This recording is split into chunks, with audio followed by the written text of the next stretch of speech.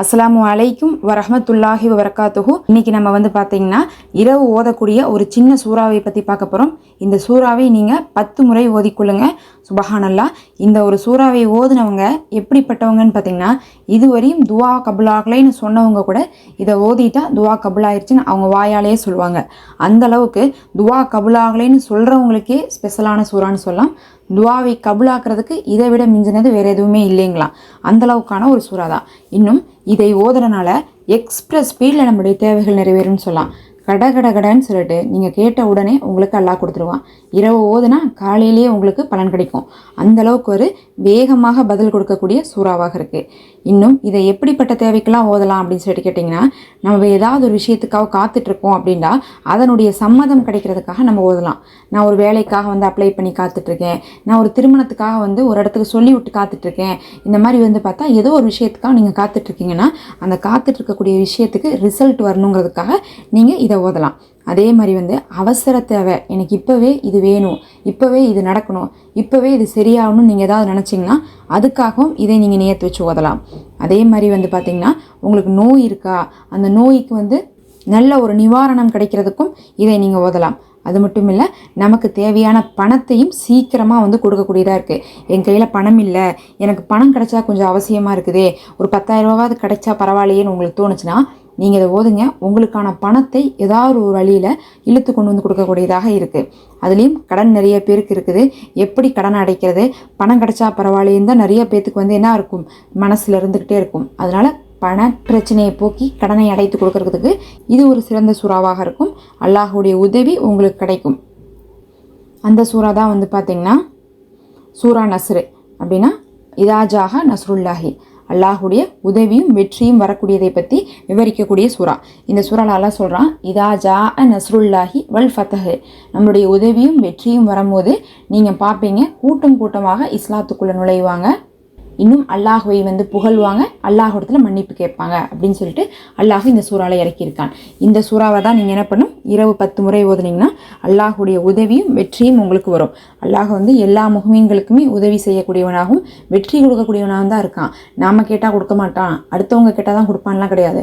அதனால உரிய அமலை செய்து நம்ம கேட்டோம்னா நமக்கும் அதற்கான பலன் சீக்கிரமாக கிடைக்கும்.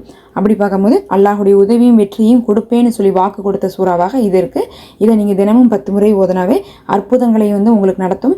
இன்னும் உங்களுக்கு பக்க பலமாக இருக்கும். எனக்கு யாருமே சப்போர்ட்டே இல்லையே அப்படின்னு சொல்லிட்டு நீங்கள் நினச்சா உங்களுக்கு இந்த சூறா சப்போர்ட்டாக இருக்கும் எல்லா விஷயத்தையும் அடைவதற்கு. ஆனால் இது உங்களுக்கு பழிக்கணும்னா நீங்கள் செய்ய வேண்டிய ஒரு சில விஷயங்கள் இருக்குது. அது என்னன்னு பார்த்தீங்கன்னா, ஒரு நேர தொழுகையை கூட கலா செய்யாமல் தொழுகணும். ஏன்னா நிறைய பேர் தொழுகையெல்லாம் கலா செஞ்சுக்கிறாங்க, உரிய நேரத்துக்கு தொழுகிறது இல்லை. ஆனால் ஓதக்கூடிய இபாதத்துக்கு மட்டும் பதில் சீக்கிரமாக வரும்னு எதிர்பார்க்குறாங்க.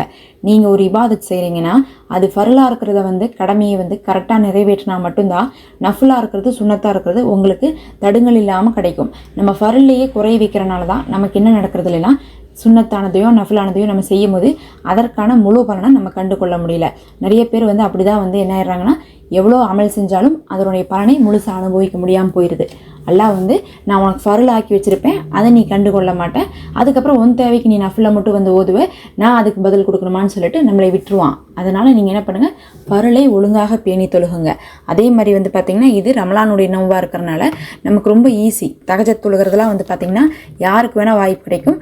அந்த நேரத்துலையும் என்ன பண்ணலான்னா, நீங்கள் தஹஜ்ஜத் தொழுது விட்டு உங்கள் துவாவை கபுலாக்க சொல்லி நீங்கள் கேட்கலாம். இந்த நேரங்களெல்லாம் நீங்கள் இபாதத்தை ஒழுங்காக செய்துட்டு பாவங்களை விட்டு தடுத்து இருந்துட்டு நீங்கள் இந்த சூறாவை ஓதிவாங்க. உங்களுடைய துவா என்னாகும், மறுக்காமல் கபுலாக்கும்.